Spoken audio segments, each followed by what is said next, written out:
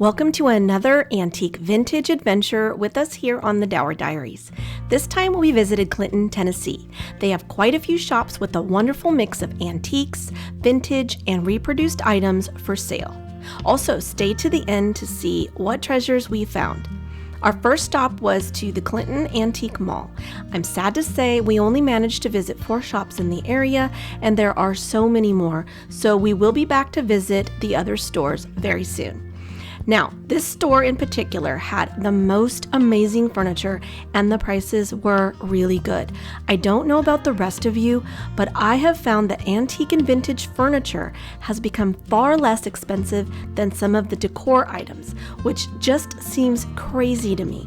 I did find some furniture pieces that I would love to own for the new house, but we just don't have the place to store things right now, so I hope they'll still be there when we're ready.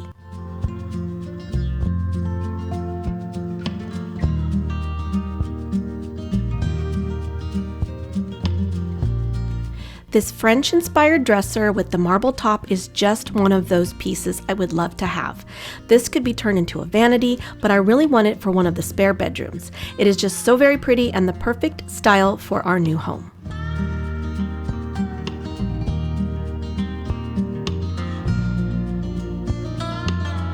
I thought this basket was very unique with it being on a stand, but the price was more than I could justify spending. Definitely something I think I want to try to DIY if I can find the right basket.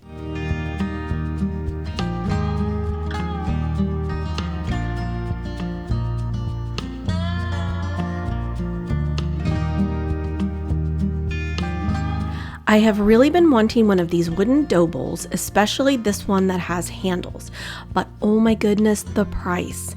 I'm hoping one day I'll get lucky and find the perfect one at the perfect price.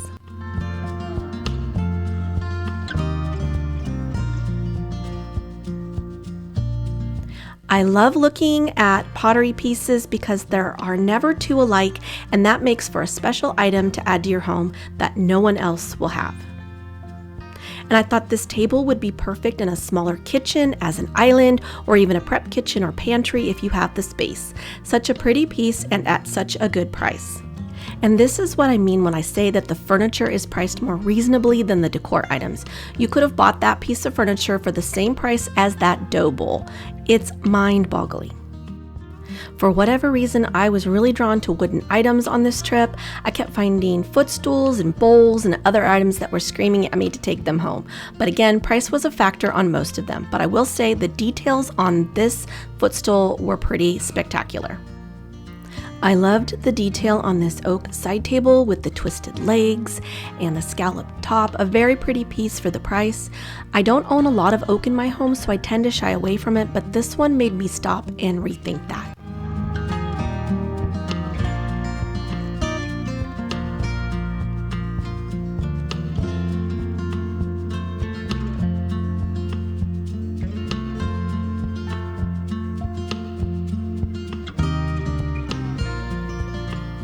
Both Corey and I loved this wardrobe. The piece had such pretty details and the hinges were such a lovely added bonus. Such a beautiful piece and something I would love to put in a spare bedroom.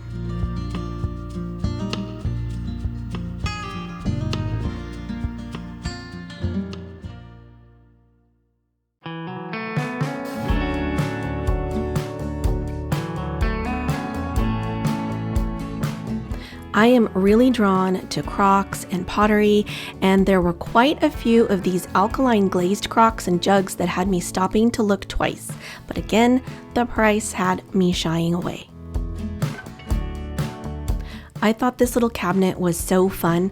I know the glass knobs are probably not original to the piece, but I thought they added such charm to this painted cabinet. This piece would look so good in a primitive style kitchen.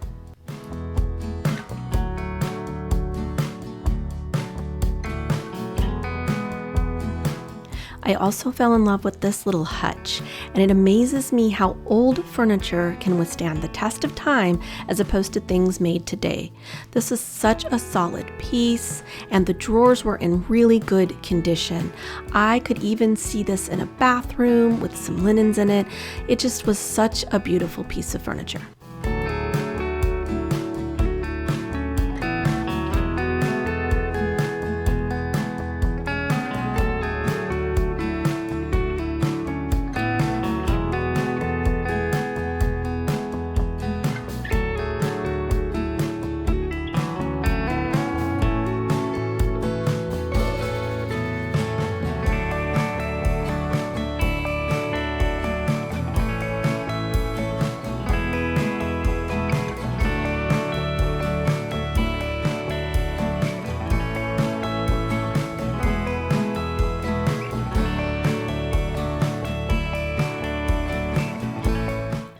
I thought this little metal bulldog was so cute, so I had to stop and smile at him.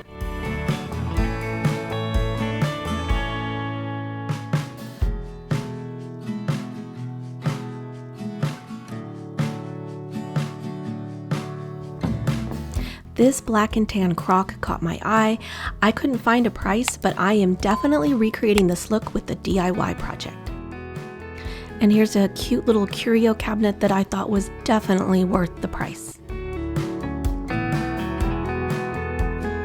This glassware really caught my eye. I thought it was so fun. I've seen something similar, but these just seemed really dainty. And if they'd been priced a little lower, I think I would have picked up a few of them to have.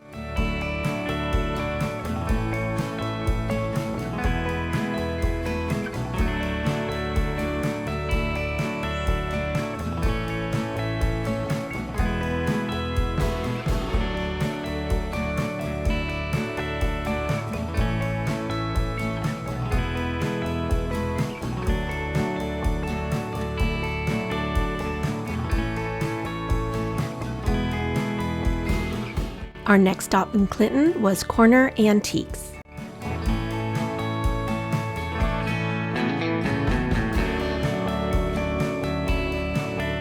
I thought this picket laundry basket was very unique. I hadn't seen anything like this before, and it would be so cute to add to a laundry room as a decor piece.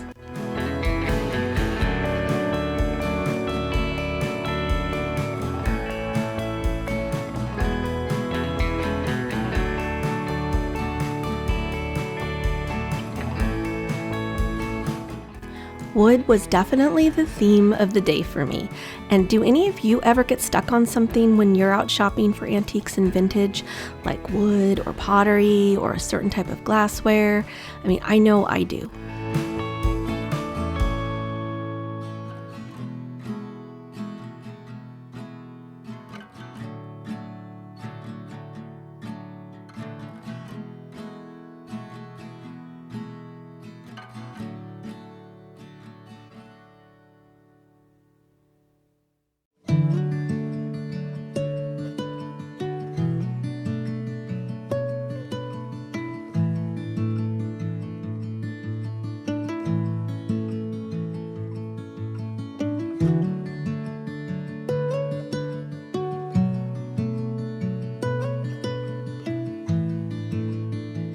Next, we ventured over to the Velvet Pug. This is a lovely place to stop as the owner is an interior design consultant and her shop has a unique array of antique, vintage, and reproduced items for your home. She also features fabrics for upholstery, curtains, wallpaper, and everything in between. So if you're in the area and would love to have the help of a design consultant, stop in and see Susan. We had a wonderful chat and she is very knowledgeable and kind.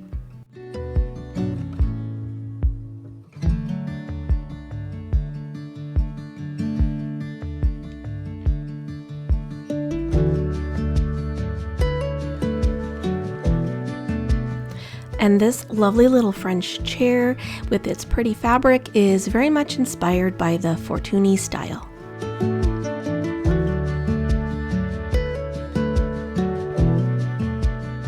And I thought this little table was very beautiful and very unique with its inlaid wood and scalloped details.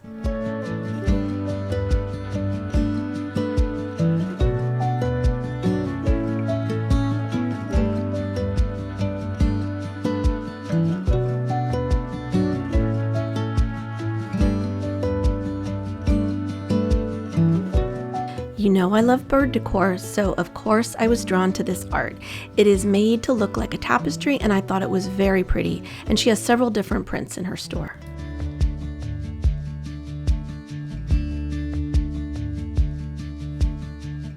Our last stop of the day was the antique market, and again I was so impressed with the kindness of the help in this store as well as the owner.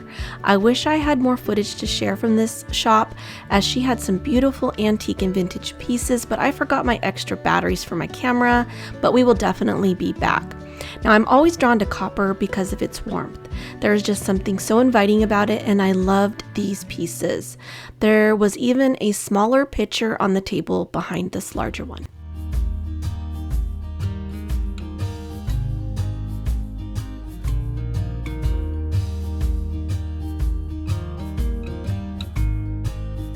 Again, if you have a primitive style in your kitchen, these chopping blocks would look amazing in your space and would make such a wonderful statement piece.